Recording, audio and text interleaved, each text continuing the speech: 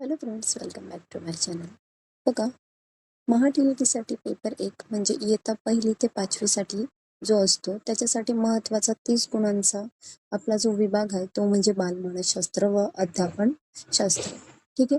तर याच्यामध्ये बघा आणखी छोटे-छोटे सब टॉपिक कोणते येतात, तर त्या सब टॉपिकनुसार तुम्ही कशा प्रकारे अभ्यास केला पाहिजे आणि कोणकोणत्या टॉपिकवर तुम्ही लक्ष केंद्रित केलं पाहिजे. तर त्याच्यातले महत्त्वाचे घटक म्हणजे की पॉइंट्स कोणकोणते आहेत, हे आपण पुढच्या स्लाइडमध्ये बघूया. तर त्याच्यावर तुम्हाला जास्त हा अभ्यासाचा भर द्यायचा आहे. ठीक आहे.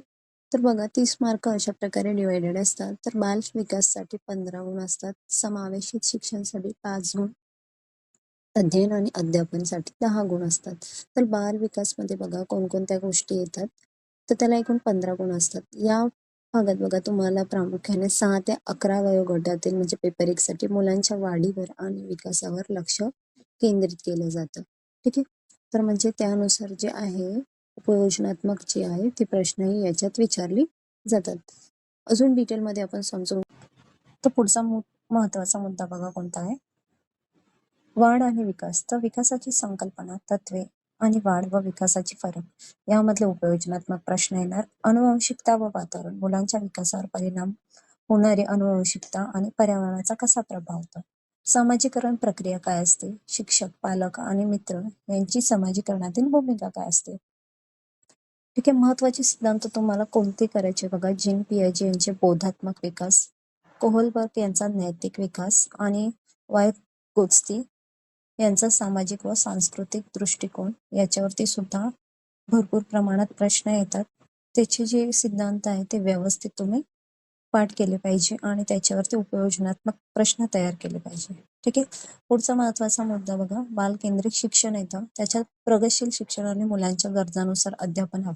आपण एक टीचर म्हणून कसं करणार, बुद्धिमत्ता, बहुआयामी बुद्धिमत्ता म्हणजेच मल्टी डायमेन्शन इंटेलिजन्स आणि तिचे मापन कसे केले जाते यानुसार त्याच्यावरती उपयोजनात्मक म्हणजे जे प्रश्न असतात ते येतात.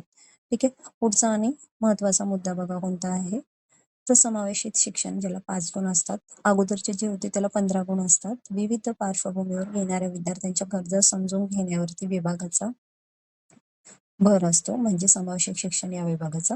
वंचित आणि उपेक्षित गट, तर विविध स्तरावरील मुलांच्या शिक्षणामध्ये कोणकोणत्या अडचणी येतात आणि त्यांच्यासाठी एकच शिक्षक म्हणून तुम्ही काय करणार. अपंग, विशेष गरजा असलेले मुलं त्यांच्यासाठी अध्यापन पद्धती, प्रतिभावंत मुलं त्यांच्यासाठी वेगळं अध्यापन कसं करू शकणार. ठीक आहे. तिसरा महत्वाचा मुद्दा बघा, अध्ययन आणि अध्यापन शास्त्र, ज्याला 10 गुण असतात. मुले कशी शिकतात, विचार करण्याची प्रक्रिया, त्यांची चुकांचे महत्व काय. ठीक आहे.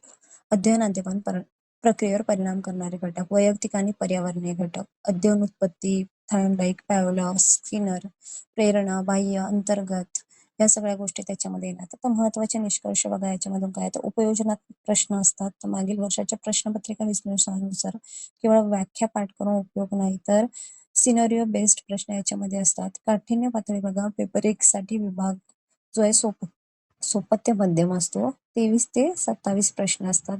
बघा संदर्भ साहित्य हे दिलेलं आहे, हे तुम्ही करू शकता. ठीक आहे.